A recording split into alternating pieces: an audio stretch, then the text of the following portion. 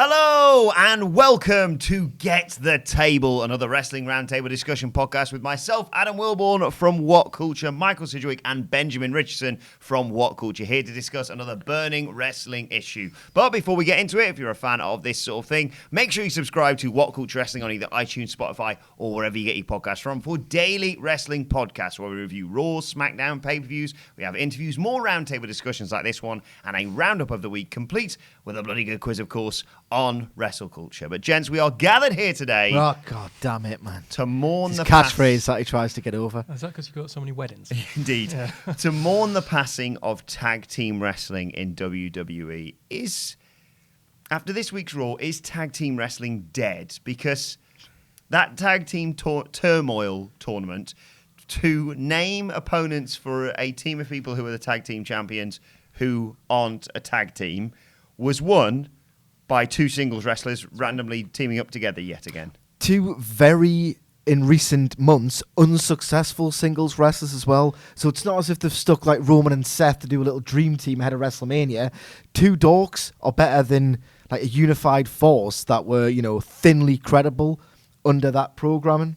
Yeah, but a pathetic, weird thing. You're applying your own sensible logic here. You have to take a step back and recognise the fact that the tag titles are currently two singles wrestlers, Braun Strowman and Seth Rollins. In their mind, I think that elevates the titles, and I think they always go to Dolph Ziggler when they need someone to spring a big surprise or give someone a big buzz, even though they're completely, 10 years behind the curve on that. And I think in their mind, again, this is two suddenly credible challenges.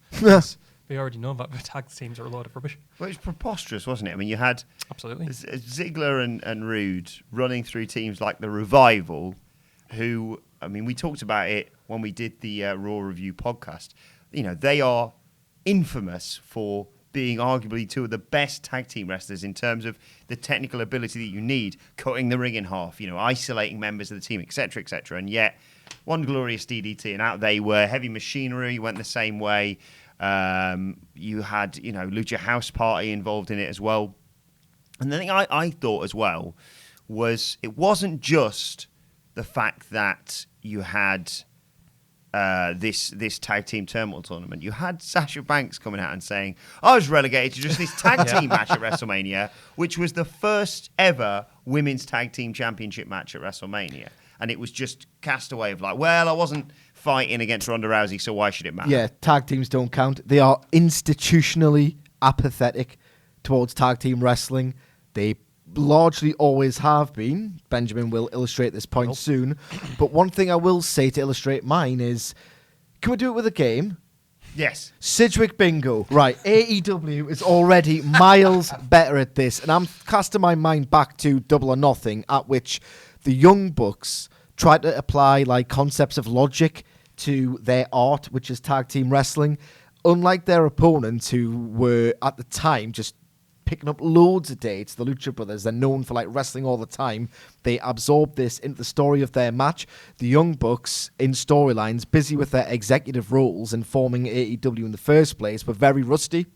So they went into that match like which was like informed with a real great build and drama of how they were unable to get on the same wavelength because they were rusty and out of practice, and they eventually had to find themselves and their bond once again to overcome this like dangerous tag team. It was a fabulous bit of storytelling that really harkened back to what a great tag team wrestling needs to, like a great wrestling tag team needs to do in order to succeed in boring things like storylines, and that is to be a unified presented force.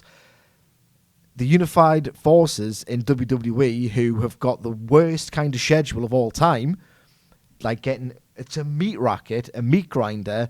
They're wrestling 3 or 4 times a week on the house shows that don't get cancelled, and they're just getting beaten by makeshift teams comprised of 2 geeks. It's just preposterous storytelling. It really is so poor. Well, before we get into the sort of history of tag team wrestling and where it all went wrong, why does Vince have such a hatred, I suppose it is, of tag teams and tag team wrestling? I've never really been able to put my finger on this. It's not like he hasn't presented tag teams in main events of major pay-per-views. You had the Mega Powers against the Mega Bucks at SummerSlam '88. That was a huge match that made him a lot of money. But it seems to be the titles themselves that he doesn't like. He likes, and we'll see in a moment when we go through the history. He likes superstars teaming together against other mainstream like big superstars, but just not teams. To quote Bruce Pritchard, which might not be well advised, to be honest, but this is one of the few times he's had a really bleak sort of, well, there it is, criticism of Vince, so he might be right in this instance. Vince doesn't want to pay 4 guys for the job that 2 guys can accomplish by themselves, thus giving himself more of a share of the profits. So if he can headline a show with a singles match more than a tag match, thus having to not double the sort of expenses, then that's what he'll do, and that's what he's traditionally done for years and years. We saw how he was burnt by the Ultimate Warrior in 1991, so I don't know if he's still feeling the effects of that. 28 years later, even though the talent are paid in a completely different way, but no longer, I think they don't get reimbursed for main event and pay-per-views anymore. I think it's a fixed. It's a strange algorithm that generates their pay-per-view earnings that hasn't been fully explained to them or anybody else. In the network era, I don't see how they'd be earning very much more than there would be otherwise for headline and pay-per-view. So I think he just doesn't like it. He just doesn't like tag team wrestling for whatever reason, whether it's capitalism or what. Well, you mentioned this when we were chatting before we came in here about the history of tag team wrestling with WWE. Yes, I mean, where did it go wrong then? Because there's elements, as you say, of... Well, I don't think there are. I think the question really should be, has tag team wrestling ever been alive in WWE? And I think only for the briefest period in, say, 1999, when you had 3 teams, you had the Dudleys, you had the Hardys and Edge and Christian exchanging those excellent TLC matches and ladder matches. I think that's the only time tag wrestling's ever really taken a prominent, continued and sustained role in the company. You look back through the history, only 5 times have you ever presented a tag team championship match as a main event of a pay-per-view. A little asterisk there that one of those was WrestleMania 2, one of 3 separate main events. That was a Dream Team against the Bulldogs. And then there's a very clear pattern between these. And as mentioned earlier, tend to prefer superstars teaming with each other against other teams of muddled together superstars. And that's the case. In Your House 3, we had Diesel and Shawn versus Bulldog and Yoko. And that had all the titles on the line, so the tag titles even there were secondary in headline or pay-per-view. Fully Loaded 99, it was Austin and The Undertaker against Kane and Mankind. Again, Austin and Taker, in a quickly assembled team. Backlash 2001, Austin and Triple H, 2 single superstars against Kane and Taker. And most recently, 10 years ago, it's DX versus Jericho. Now, in the first, I'll say, even in the first 3-4 years of WCW running pay-per-views, we had Wrestle War 91, headed by a tag title match. We had Beach Blast 92, headed by a title match, Steiners against Terry Gordy and Steve Williams. And then we had the Great American Bash next month later, which is entirely devoted to a tag team tournament. And that was just in 1992. So...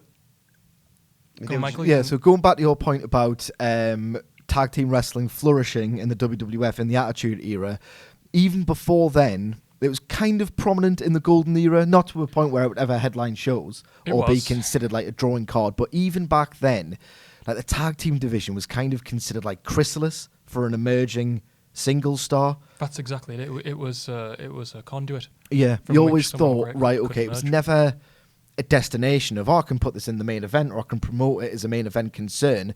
Vince always seemed to think of it as it's kind of a journey for a singles wrestler's career, a vehicle, if you will. So yeah, and you look at the 3 biggest teams of the time, or 3 of the biggest teams, the Bulldogs, the Hart Foundation, the Rockers, all produced Crazy, Bret Hart, Shawn Michaels and British Bulldog. That's what we were for. It was who can I push as a singles act when this tag team eventually breaks up? That's just historically always been his mentality. The thing I have, the issue I have is when you mention, the Hardys, Dudleys, Edge and Christian. Even then, he always wanted Edge more than Christian, more than he ever wanted Edge and Christian. What I want to say is, and granted, this is slightly different because they're not getting pushed the same amount. And this, the Bar were just sort of chucked together because they didn't really have anything for Sheamus and Cesaro. But there was that period, wasn't there? It was the Usos, the New Day, the Bar, and the Hardy Boys returning as a tag team. It's not like they've not got enough talent. We've mentioned teams, the Revival, the Viking Raiders. They're phenomenally talented teams, and they just get overlooked because... Two of the teams you mentioned there who actually have made a big name themselves, the New Day and the Bar, are 2 teams who were sort of left to their own devices. Sheamus and Cesaro, as you mentioned, were just pushed together because he had nothing to do with them. And Cesaro has a habit of making a virtue of tag teams. He did the same with Tyson Kidd. The New Day themselves were left, like, they formed that group under their own steam. It was only when Vince McMahon clapped eyes on what they're doing house shows, he told them to start become happy clappy preachers. And they just ignored him, continued doing what they're doing anyway.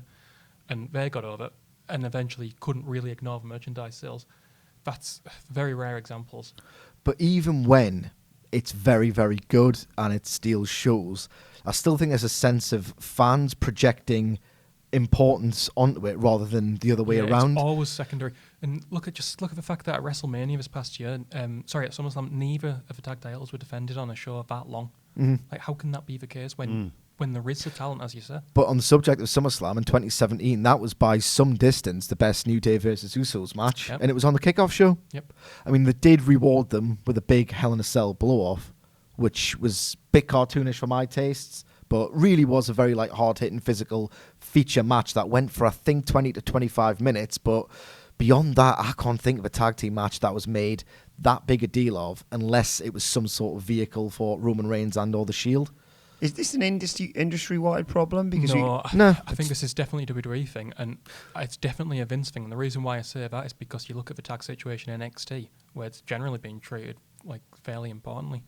One thing I will say, and rip up your bingo cards, because it's absolutely awful in New Japan Pro Wrestling as well. Wow. It's awful. There are at least, I think there are just 2 named teams in that heavyweight division at the minute, Evil and Sonata and Guerrillas of Destiny.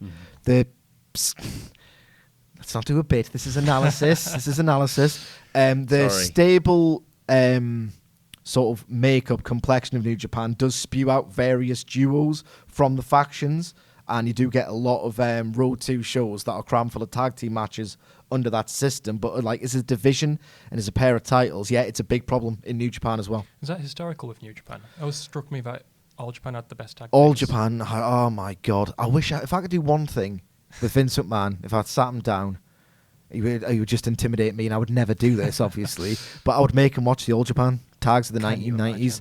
Oh my God, they were pure fire. Absolute fire. One of my favourite matches of all time is a tag team match in All Japan. Crawford and Furnace, I might have got those wrong because one of them changed their name in Japan, versus Kikuchi and Kenta Kobashi. If you want to dispel any kind of myth about Japanese crowds being quiet, and I'm on a tangent here, I just love this match so much, watch that match from 1992. It is absolutely incredible, and I would show Vince it, and he would just go, well, there's 4 of them. I could have made more money if it was Kobashi and Misawa in a singles. He absolutely would do that, and we know that because he got his mitts on the Road Warriors, and he used them so ineffectively that he forced them to quit the company. He made the most badass team of the 80s as such good derivation with a puppet. And he also... Yes.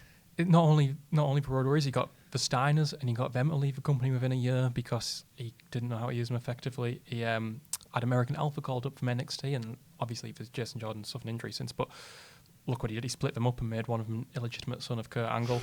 The Rhodes Brothers... The wrong one as well. Yeah, the Rhodes Brothers, he split up. He probably regrets that now. So yeah, you could show him... I don't know, I can't think of a better example than what you've said. Show him that, and he absolutely would not see the value because historically he hasn't. So can AEW be the catalyst for change and potentially save this division? Well, I think the Young Bucks have been doing great work, and teams like Lucha Brothers have been doing excellent work in the tag scene for years anyway. I think it thrives independently and outside of WWE, and I just think this will make more people who are only watching WWE aware of that fact, just how great tag wrestling can be.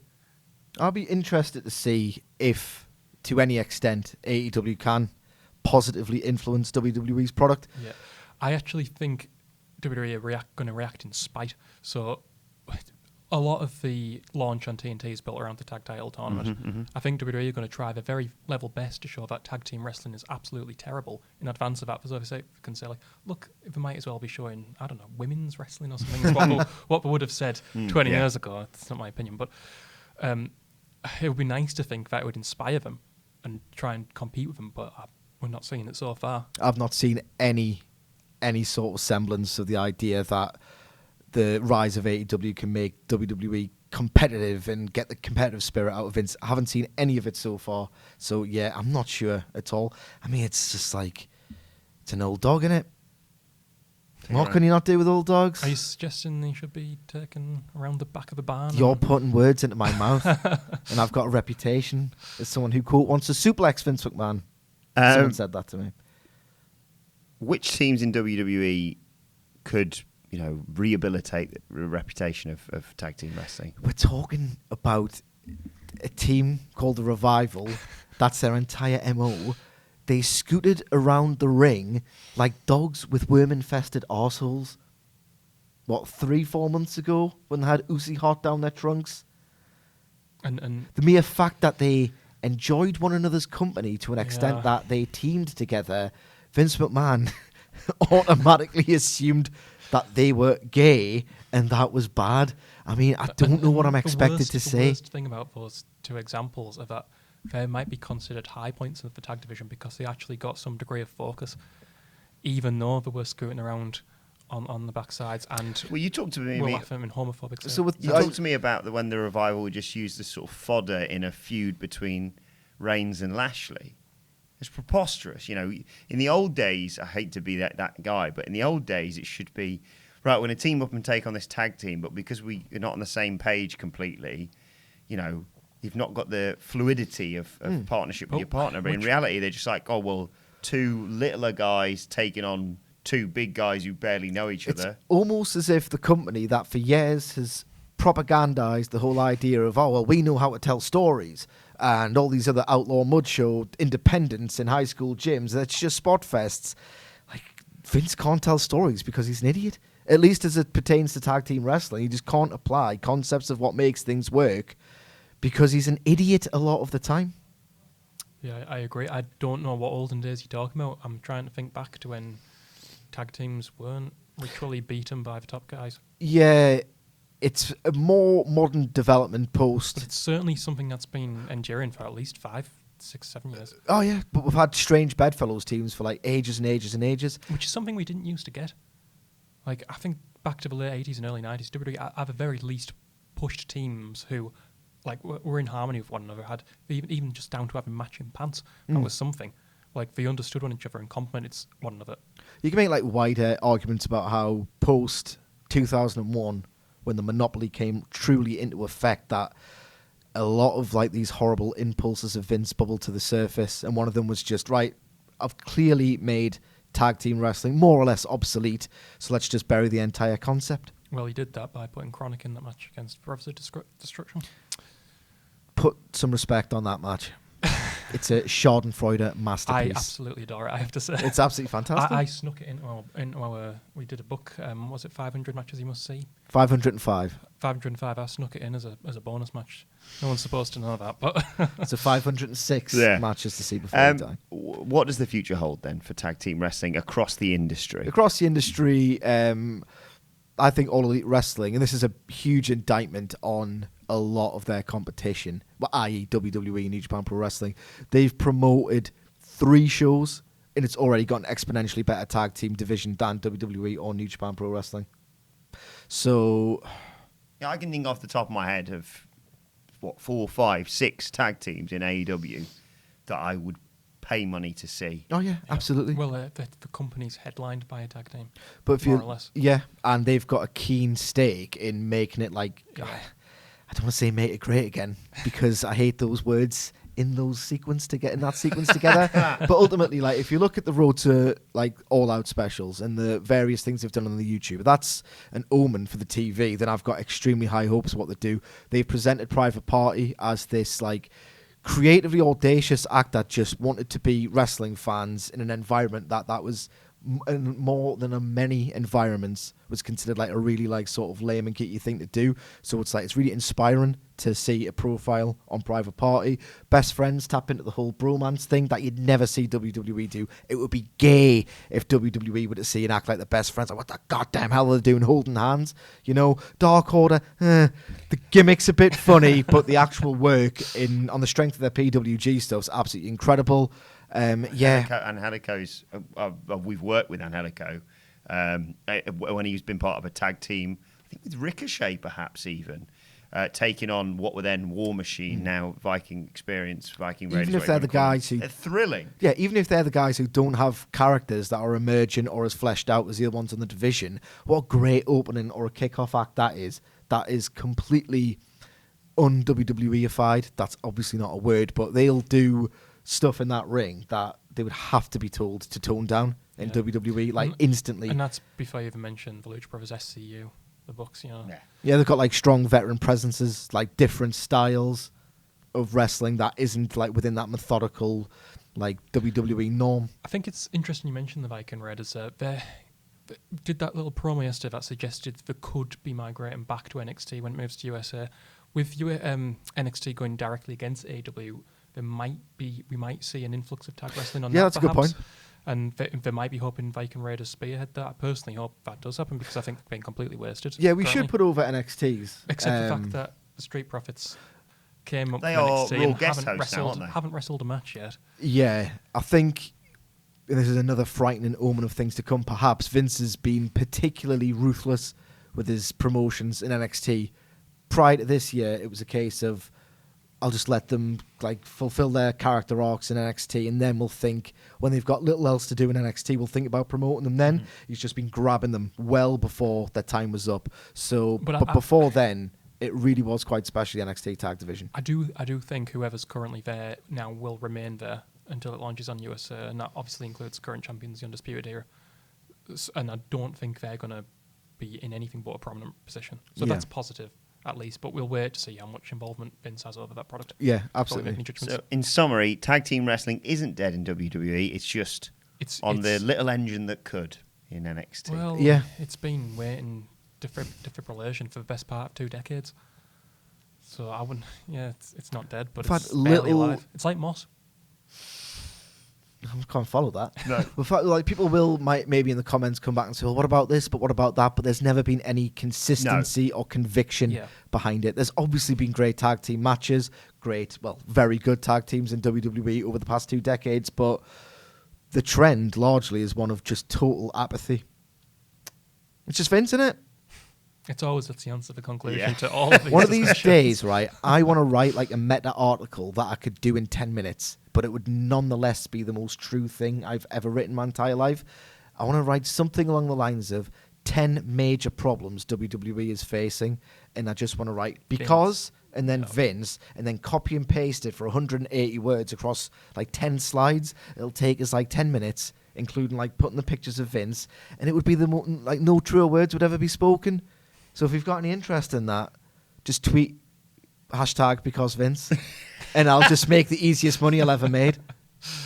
Well, let us know your thoughts on the future of tag team wrestling in WWE and across wrestling promotions in the comment section below, or on Twitter at WhatCultureWWE. Watch there, you can all follow all 3 of us and tweet #because Vince to Michael Sidgwick at M. Sidgwick. You can tweet Benjamin Richardson at BAR3Bud. You can tweet me at Adam Wilborn. You can follow us all on Twitter, as I said, at WhatCultureWWE, and make sure you subscribe to What Culture Wrestling for daily wrestling podcasts. This has been Get the Table. My thanks to Michael and to Benjamin. Thank you for watching, and we will see you soon.